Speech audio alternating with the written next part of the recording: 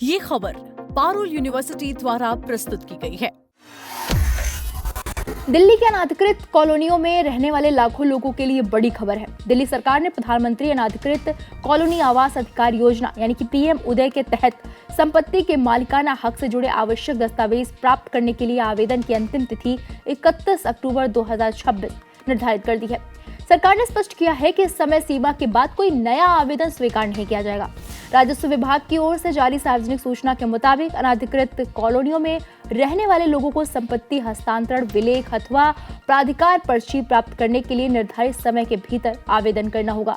सरकारी भूमि पर बने मकानों के लिए संपत्ति हस्तांतरण विलेख जारी किया जाता है, जबकि निजी भूमि पर विकसित अनाधिकृत कॉलोनियों में स्थित मकानों के लिए प्राधिकार पर्ची दी जाती है। ये दोनों दस्तावेज दिल्ली नगर निगम यानी कि एमसीडी से नियमितीकरण प्रमाण पत्र प्राप्त करने के लिए अनिवार्य है। नियमितीकरण प्रमाण पत्र मिलने के बाद संपत्ति का कानूनी दर्जा मजबूत होगा और भविष्य में संपत्ति की खरीद फरोख्त, बैंक ऋण और अन्य सरकारी सुविधाएं प्राप्त करना आसान हो सकेगा।